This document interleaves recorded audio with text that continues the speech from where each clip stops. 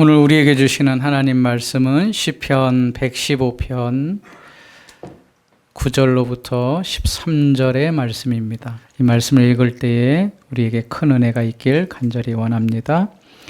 이스라엘아, 여호와를 의지하라. 그는 너희의 도움이시요 너희의 방패시로다. 아론의 집이여, 여호와를 의지하라. 그는 너희의 도움이시요 너희의 방패시로다. 여호와를 경외하는 자들아, 너희는 여호와를 의지하여라. 그는 너희의 도움이시요 너희의 방패시로다.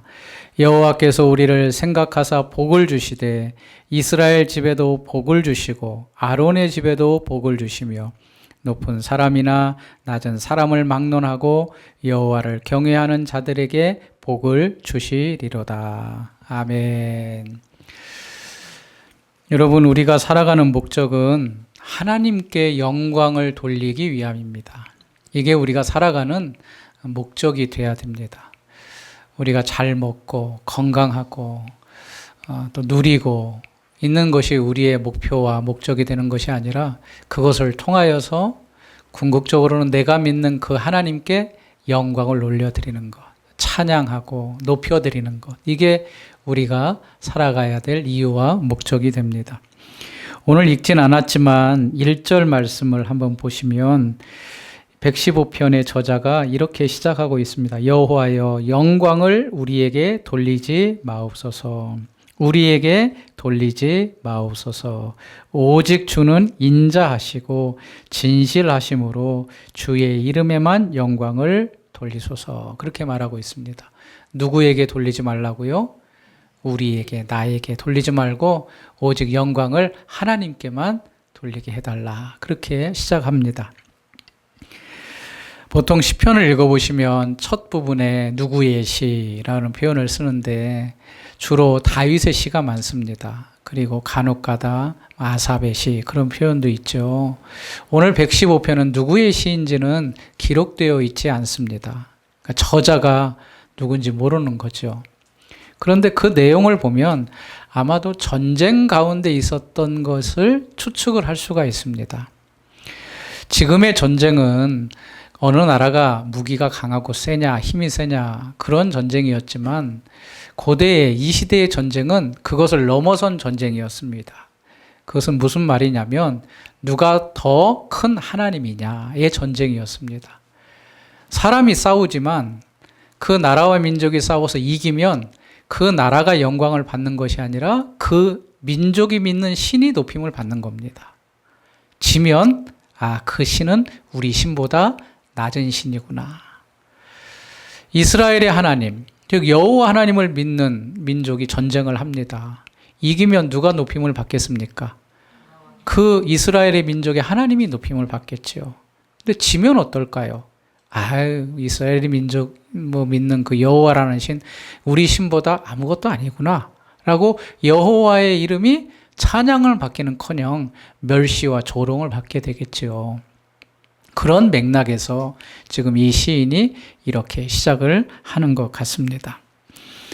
그런데 이 시인이 하나님이 아닌 다른 것들을 섬기는 것, 특별히 우상에 대해서 말하면서 우상의 특징을 4절에서 8절까지 아주 재미있게 표현을 하는 것을 봅니다. 한번 성경을 한번 찾아보겠습니다. 4절로부터 제가 읽겠습니다. 그들의 우상들은 은과 금이요 사람의 손으로 만든 것이라.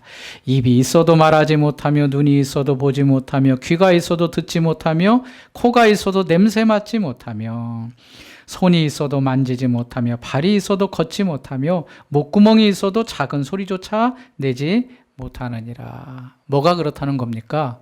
우상이 그렇다는 겁니다.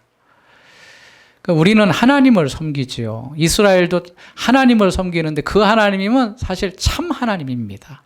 오직 유일하신 하나님. 다른 것들은 가짜요. 그 하나님보다는 어떻게 보면 떨어지는 그런 신들이죠.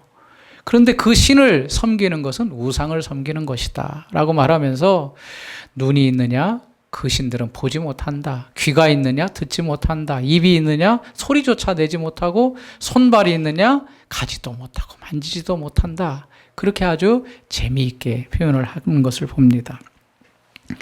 여러분, 우리가 믿는 하나님은 반복해서 말씀드리지만 영이시고 무한하신 삼위일체 하나님입니다. 당신은 어떤 하나님을 믿습니까?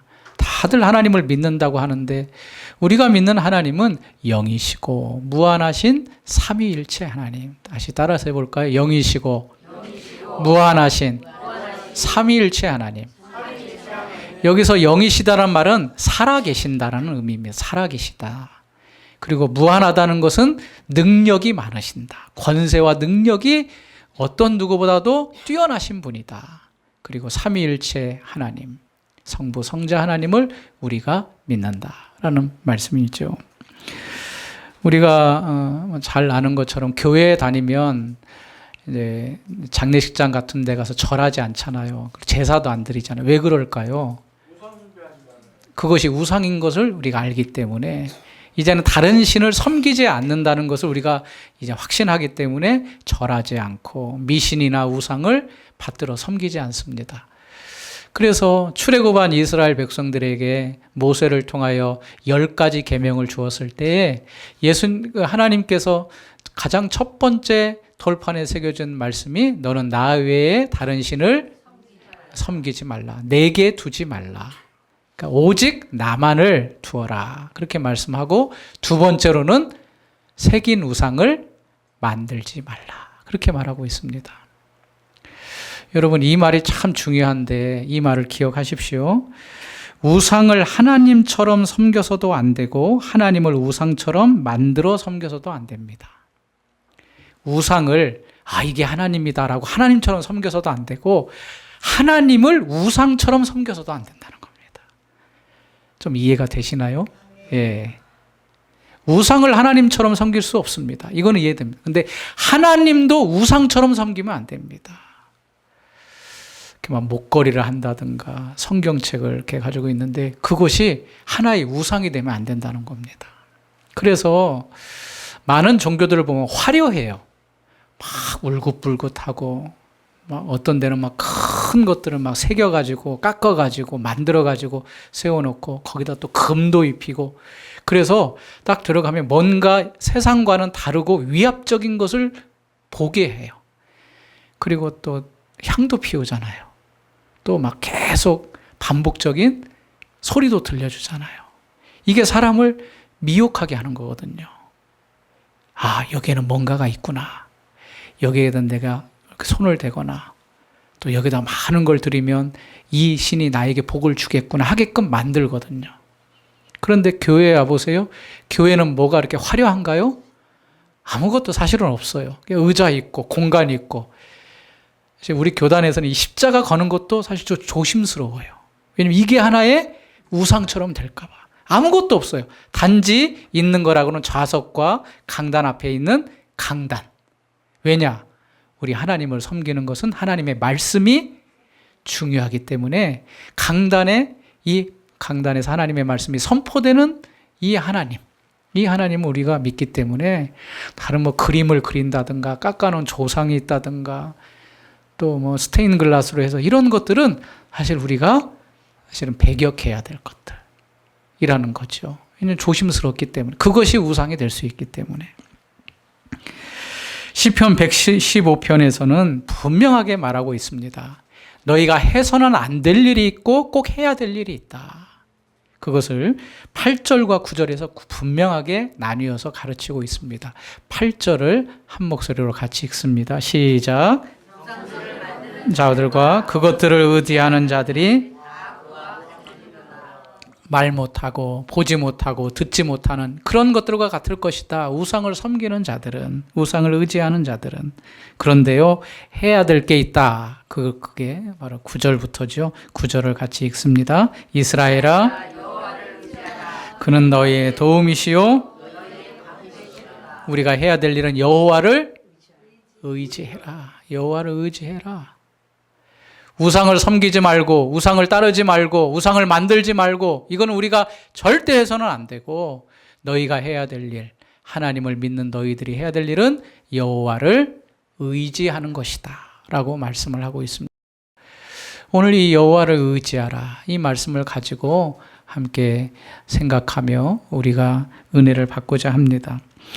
9절부터 13절까지 저희가 본문이 되어 있죠. 그런데 시편은 시적인 문구입니다. 9, 10, 11절을 보면 같은 내용이 반복되어서 말하고 있습니다. 대상은 다른데 반복적으로 말하죠. 처음에는 이스라엘아 그렇게 말하면서 여호와를 의지하라. 그는 너희의 도움이시요 너희의 방패시로다. 10절에서는 아론의 집이여 여호와를 의지하라. 그는 너희의 도움이시요 너희의 방패시로다. 11절 같이 읽어볼까요? 여호와를 경외하는 자들아 너희는 여호와를 의지하여라. 그는 너희의 도움이시요 그러다 세 부류를 나눠서 처음에는 이스라엘, 그 다음에는 아론의 집, 마지막으로는 여호와를 경외하는 자들. 이 세 그룹으로 나누어서 말하고 있지만 그 내용은 동일합니다. 어떻게 하라? 여호와를 의지해라. 어떻게 보면 이스라엘과 아론의 집은 특별한 집단입니다. 그냥 하나님께서 선택하신 민족이기 때문에 그렇습니다. 아무나 이 그룹에 들어갈 수가 없습니다. 일단은 그 민족에게서 태어나야 되고 남자 같은 경우는 난지 8일 만에 할례를 받아야 되는 하나님의 선택을 받은 민족이 이스라엘이요 아론의 집입니다. 특별히 아론의 집은 그 12지파 가운데서도 레위 지파에 소속이 돼야 되고 레위의 아들들 세 아들 가운데 그앗이라는 가문에 속해야만이 아론 즉 제사장 가문이 되는 겁니다. 그러니까 이것이 내가 하고 싶다가 되는 게 아닙니다. 내가 태어났는데 이스라엘 민족이고 태어났는데 아론의 제사장 가문에 태어난 겁니다. 그럼 얼마나 축복된 겁니까? 그런데 여기 보면 맨 마지막에 이 특수한 부류가 아닌 특수한 부류를 넘어선 부류를 이야기하고 있습니다. 여호와를 경외하는 자들아 그렇게 말하고 있습니다. 첫 번째와 두 번째가 구약의 사람들을 이야기하고 있다면 마지막 세 번째는 이제 구약을 넘어서 어떠한 사람이든 간에 여호와를 경외하는 자들도 여호와를 의지해라 그렇게 말하고 있습니다. 그렇다면 우리들도 누구를 의지해야 될까요? 여호와를 의지해요. 왜냐하면 우리도 여호와를 경외하는 자이기 때문에. 그래서 구약에 있는 모든 백성은 당연히 여호와를 의지해야 할 뿐만 아니라 신약의 예수님을 통하여서 복음을 받아들인 온 교회들도 여호와를 의지해야 된다라고 가르치고 있습니다. 정리해보면 구약의 성도들은 물론이거니와 신약의 성도들까지 다 주님을 머리로 섬기는 모든 사람들은 여호와를 의지해야 된다는 말씀입니다. 그러니까 나도 이 자리에 계신 여러분들도 다 누구를 의지하라고 지금 말씀하시는 겁니까? 여호와를 의지해라. 여호와를 의지해라. 여러분 의지한다는 것은 기대는 거죠. 사전적인 의미를 찾아보니까 이렇게 말하고 있더라고요. 내 몸을 스스로 서게 할 수 없어서 다른 것에 기대어 몸을 지탱하는 것이 의지하는 것이다. 나 혼자로는 설 수가 없어요. 그래서 누군가를 의지해야 돼요. 이게 바로 누군가를 기대해야 돼. 이게 의지하는 거다. 우리는 혼자 설 수 없는 존재라는 것을 일단 인정하고 가는 거죠. 그러니까 나를 세워주실 분, 나를 기대어서 능히 강건케 하실 분, 그분이 누구냐? 여호와라는 말씀을 하고 있습니다. 히브리어를 좀 하자면 바타흐라는 단어인데 이 단어는 확고부동하다, 견고하다 그런 말씀입니다. 더 넘어서 이것이 신약에는 엘피조라는 단어로 헬라어로 번역이 되었는데 이것은 확실하다고 느끼는 감정과 위로를 말합니다. 내가 누군가를 의지했을 때 나에게 평안함이 오는 것. 이게 바로 엘피조, 바타흐라는 단어입니다. 여러분도 그렇잖아요. 누구를 막 믿으면 든든한 사람이 있잖아요. 그 사람을 의지하는 거예요. 우리가 여호와 하나님을 생각할 때 내 마음이 든든하고 평안해요. 이게 바로 의지하는 거예요. 이게 바로 로마서에서는 소망이라는 단어로 사용되어 있습니다. 예수님이 나의 소망이세요. 의지할 대상이세요. 오늘 말씀에서도 여호와를 기대어 의지해라. 그분이 너희의 소망이다. 너희의 평안합니다. 너희의 든든합니다.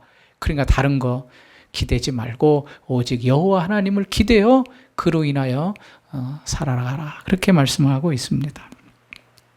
다시 한번 강조하지만 오늘 말씀에서 누구를 의지하라고 말씀하십니까?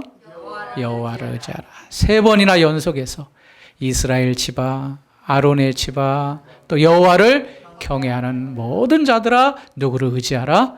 여호와를 의지하라. 그런데 이 세상을 살다 보면 하나님을 의지하지 않고 다른 것을 의지할 때가 많지요. 이제 유독 사람을 의지하는 분들이 많이 있습니다. 내 주위에 사람이 없으면 불안한 사람들이 많아요. 이분한테도 연락하고 저분한테도 연락하고 힘든 일이 있을 때마다 연락해서 위로를 받고 해야 되는데 그분들이 점점 끊어지면 불안해서 못 사시는 분들이 계세요. 그런데 성경은요, 사람을 의지하지 말라고 말씀하십니다.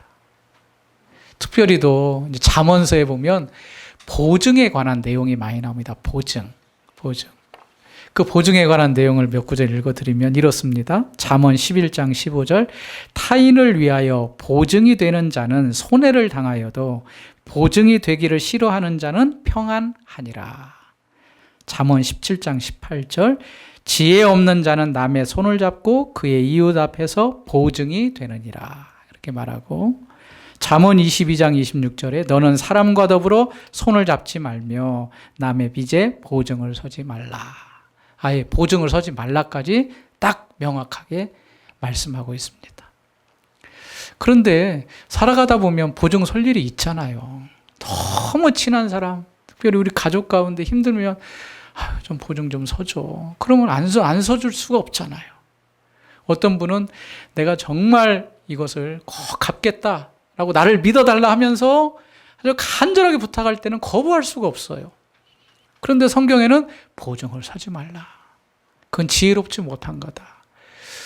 그럼 왜 그렇게 말씀하셨을까요? 여기에 말하는 핵심은 바로 사람은 의지할 대상이 못 된다는 말씀입니다. 제가 아는 분도 보증 때문에 모든 것을 다 날려버린 분도 있고, 또 어떤 목사님이 설교 중에 그러더라고요. 이 설교를 했더니 어떤 성도님이 찾아왔대요. 목사님 왜 그 설교를 지금 해주셨냐고. 이미 과거에 해주셨으면 제가 보증 안 서서 내 처지가 이렇게까지 안 망가졌을 텐데 이 설교를 늦게 하셔가지고 내가 지금 너무 어려움에 처해 있다고. 그러니까 사람은 사실은 믿고 의지할 대상이 못 된다라는 것을 성경은 가르치고 있는 겁니다. 또 우리가 사람도 의지하지만 물질도 의지하죠. 재물. 저것만 있으면 내가 일평생 든든하게 살아갈 수 있을 거야. 그런데요, 이 물질도 의지하고 우리가 바라볼 대상이 아니라라고 성경은 말씀하고 있습니다. 디모데전서 6장 10절에 돈을 사랑함이 일만하게 뿌리가 된다라고 가르치시면서 믿음에서 떠나 많은 근심으로 자기를 찔렀다. 이게 돈이 많은 게 나에게 평안함을 주는 것이 아니라 오히려 믿음에서 떠나게 한다는 겁니다. 여러분, 믿음이 중요합니까? 물질이 중요합니까? 믿음이죠, 믿음. 우리 하나님을 믿는 사람은 믿음이 중요합니다. 그런데 이 물질 때문에 믿음에 떠난다 그러면 물질을 과감하게 버려야 되죠. 이게 돈이 일만하게 뿌리가 된다. 돈은 필요해요. 있어야 돼요. 그런데 그것을 많이 모으려고 거기서 욕심을 부리다 보면 분명히 믿음의 길에 서는 것이 아니라 세상의 길에 서게 된다는 거예요. 잠언 한 말씀을 더 드리겠습니다. 잠언 23장 5절에 내가 어찌 허무한 것에 주목하겠느냐. 정령이 재물은 스스로 날개를 내어 하늘을 나는 독수리처럼 날아가리라. 재물 허무한 거다. 마치 날개 달린 듯이 독수리처럼 날아가 버리는 것이 뭐다? 재물이다. 여기에 어떻게 우리의 마음을 두겠습니까? 우리가 기댈 수 있는 것은 무엇인가 단단하고 든든해야 우리가 기댈 수 있는 건데, 의지하는 건데, 이 재물과 사람은 우리가 기대고 의지할 대상이 아니라라고 성경은 분명하게 말씀하고 있습니다.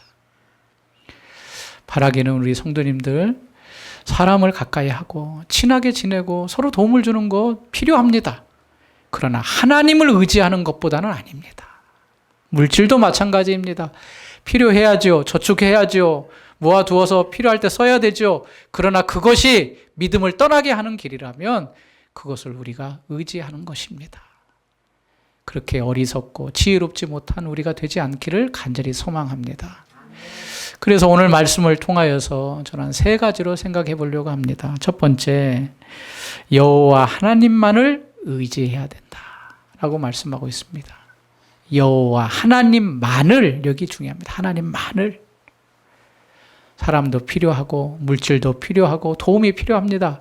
그러나 우리가 가장 우선순위에 둘 분은 누굽니까? 여호와 하나님이십니다. 여호와 하나님만을 우리가 의지해야 됩니다. 그럼 의지하는 게 무엇인가를 생각해 보죠. 그럼 내가 하나님만 의지하고 싶은데 어떻게 의지하는가? 그게 바로 기도입니다. 기도. 내가 하나님께 나와 기도한다는 것은 바로 하나님을 의지한다는 표시입니다. 하나님. 기도할 때 우리가 뭘 기도합니까? 하나님 도와주세요. 하나님 저를 붙잡아 주세요. 하나님께서 은혜 주세요. 그렇게 기대는 겁니다. 이게 바로 하나님을 의지하는 겁니다. 구약에 보면 유다 왕 히스기야가 있는데 히스기야 때에 아수르가 쳐들어왔습니다. 그때 아수르라는 큰 나라였는데 이제 일반 역사에는 아시리아라고 말하죠. 아수르라는 나라가 쳐들어왔을 때에 그때에 왕이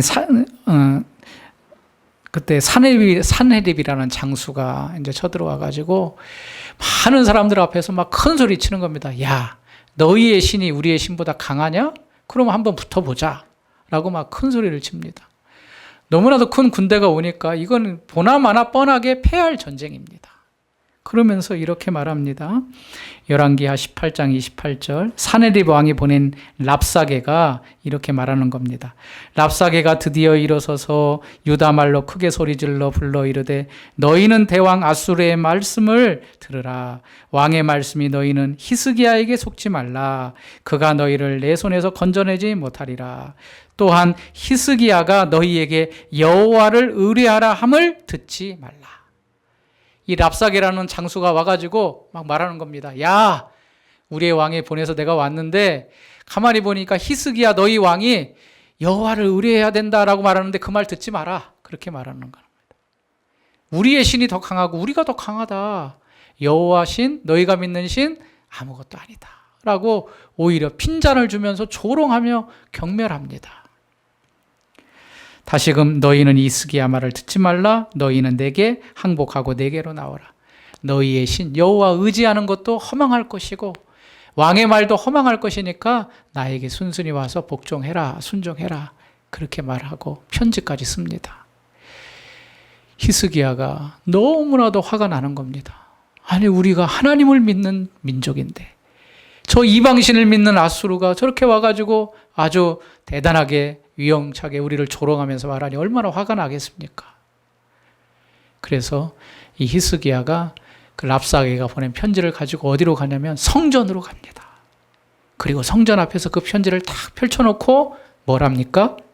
기도합니다. 기도합니다. 뭐라고 기도하겠습니까? 하나님 보십시오.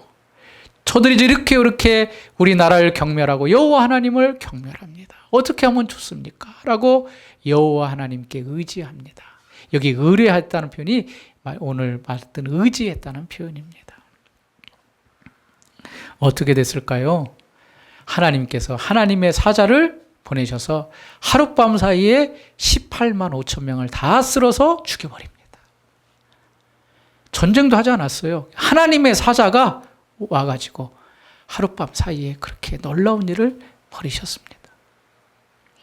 사랑하는 여러분, 여호와만을 의지하는 우리가 되어야 될 줄 믿습니다.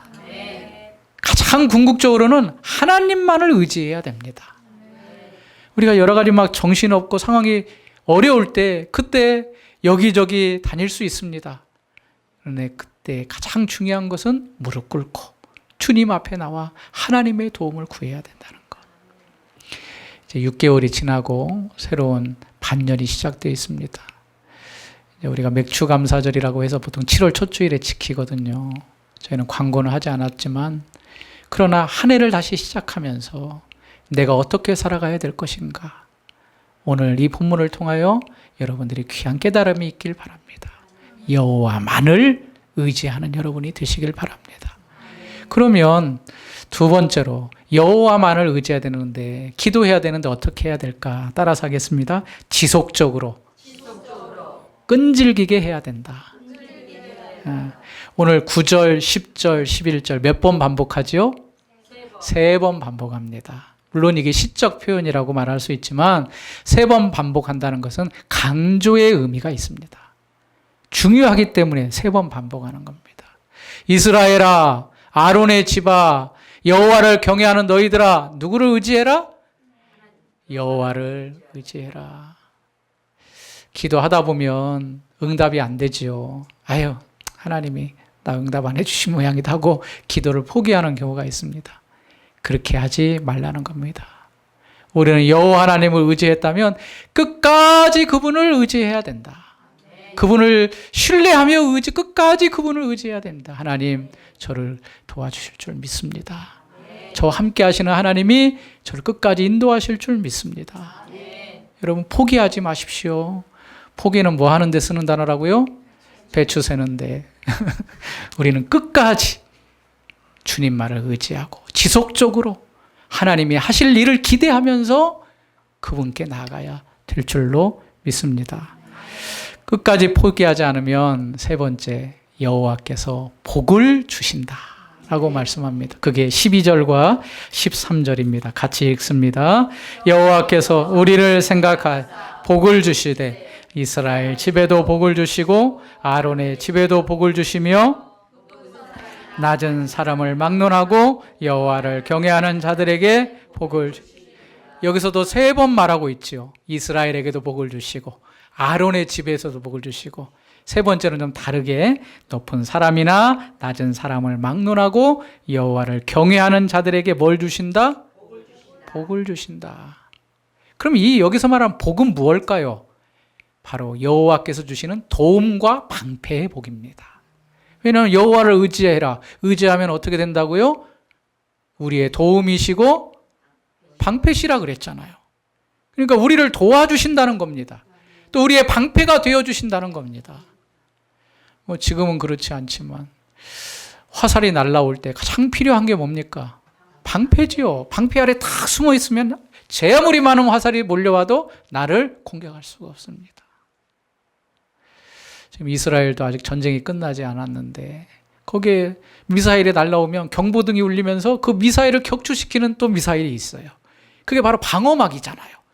그 방어막이 단단하면 그래, 너희들이 아무리 뭐 미사일 쏘아봐라, 이 방어막이 우리를 단단하게 지켜주시고 우리는 피해보지 않을 거다. 그런 안전한 구석이 있잖아요. 여호와께서 우리의 부족함을 채워주시는 도움이시고 어떠한 어려움도 막아주시는 방패시다. 그만한 복이 어디 있습니까? 그게 가장 최고의 복이지요. 하나님이 날 도와주시고 나의 어려움을 막아주시는 방패의 복. 결론적으로 왜 이것이 가능한가? 오늘 읽진 않았지만 15절에 이렇게 말하고 있습니다. 읽습니다. 너희는 천지를 지으신 여호와께 천지를 지으신 여호와이시기 때문에. 사실은 이게 오늘 115편의 가장 중요한 사실입니다. 하나님이 누구냐? 하나님 천지 지으신 분이야. 천지 지으신. 그러면은 뭐 게임이 끝난 건 아닙니까? 그래서 이것을 설명하면서 어떤 목사님이 이렇게 말해요. 하나님은 만들어서 주시는 분이다. 없는 것을 만들어서 주시는 분이다. 이게 바로 천지를 지으신 하나님이시지 않습니까?